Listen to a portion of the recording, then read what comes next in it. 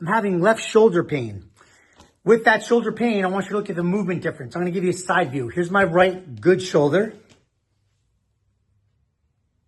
Here's my left bad shoulder. And that does not feel good. What most people do, the way most people think about this is they're going to ask me what hurts. I'm going to point to the part that hurts. And then they're going to promptly blame my movement and my pain on some part of me, on some part of the anatomy, whether they call it my delt or a rotator cuff, or maybe one of the bones, or maybe they cite impingement. They're going to blame a structure. The other thing that they might do is they're going to say, because I'm hurting, that's why I can't move so far. You saw the difference in range of motion. They're going to tell me, because you're hurting, that's why you don't move as far. And then they're going to blame it on some kind of a tissue. So then their intervention will be to do something to that tissue. And maybe they're going to say the tissue is tight or the tissue has inflammation. They're going to do something like that. As certified muscle system specialists, this is not how we see it. Number one, instead of saying that the pain is stopping me from moving, we're going to say, because we are unable to move well enough, that is the cause of the pain. So right away, that's super different, right? We're not saying you hurt, that's why you can't move. We're saying because you're unable to move well enough, that is why you hurt. The next part of it is this: we're not going to blame it on a part of you. We're going to blame it on the processing.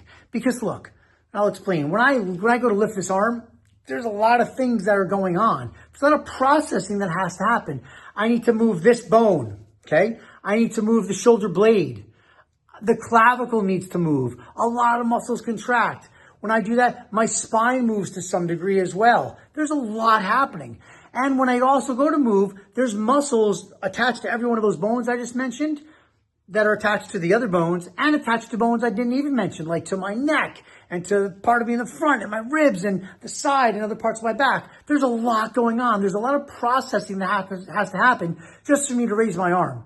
And if my system, my muscle system is not able to adequately process the request to move the arm and interpret that information and then contract the muscles on demand that need to contract, and all these different muscles need to contract to different degrees and different amounts, a lot has to happen in order for me to move my arm. If my body cannot do that well enough, I will not move well. And if I do not move well, I won't feel well. And that's where we are right now. I can't move my arm very high. You saw it, and it doesn't feel good. I'm going to go and do some exercises based specifically on the analysis that I sort of just mentioned, and then we're going to come back here and see what happens. Okay, I did them. Now, clearly, I did not include what I just did. That may be a whole other video. But first, just let me show you. Compare now.